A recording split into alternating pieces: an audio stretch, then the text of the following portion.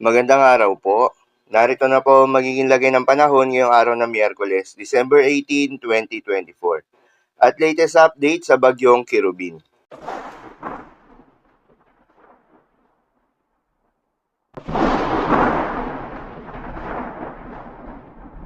Sa kasalukuyan na tayong sa pag-asa, napanatili ng bagyong Kirubin ang lakas nito habang kumikilos ito sa katubigang silangan ng Mindanao.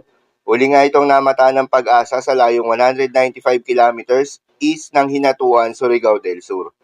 Taglay ang lakas ng hangin na umaabot sa 45 kilometers per hour malapit sa gitna at pagbugso na umaabot sa 55 kilometers per hour.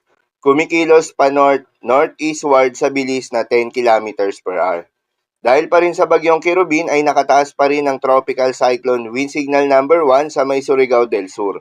Inaasahan pa rin na magdudulot ang bagyong Kirubin ng mga pag-ulan na may kasamang malalakas na mga pag-ulan sa nabanggit na lugar kung saan may posibilidad ng pagbaha at pagguho ng lupa, dulot ng katamtaman hanggang sa paminsan-minsang matinding pag-ulan. At dahil pa rin sa epekto nitong si bagyong Kirubin at ng shear line, asahan ngayong araw ang heavy to intense rain sa Northern Samar, Eastern Samar, Dinagat Islands, Surigao del Norte at Surigao del Sur.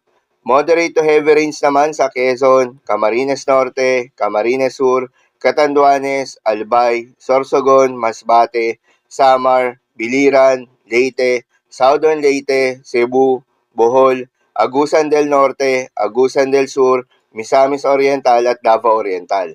Sa mga apektadong lugar, muli ingat sa mga posibleng pagbaha at pagguho ng lupa.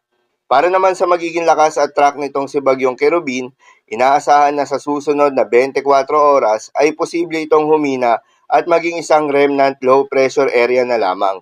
Ngunit kahit isang low pressure area na lamang ito, ay posible pa rin itong magdala ng mga pag-ulan sa may Visayas at Mindanao area.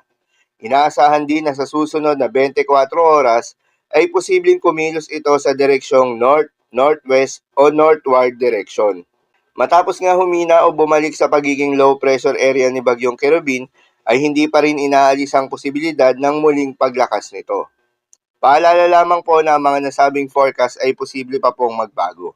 Kaya naman patuloy lamang magantabay sa mga update nating ilalabas at ng pag-asa. Para naman sa magiging lagay ng mga dagat baybayin, ayon sa pag-asa ay wala na tayong nakataas na gale warning sa anumang seaboards ng ating bansa. Ngunit iba yung pag-iingat pa rin sa mga maglalayag ng mga kababayan nating mangingisda at yung may mga maliliit na sasakyang pandagat sa may northern at central Luzon. Dahil inaasahan pa rin yung maalon na karagatan habang sa nalalabing seaboards ng ating bansa ay asahan naman yung katamtaman hanggang sa maalon na karagatan. So, ilamang po para sa lagay ng panahon ngayong araw ng Miyerkules. Keep safe everyone.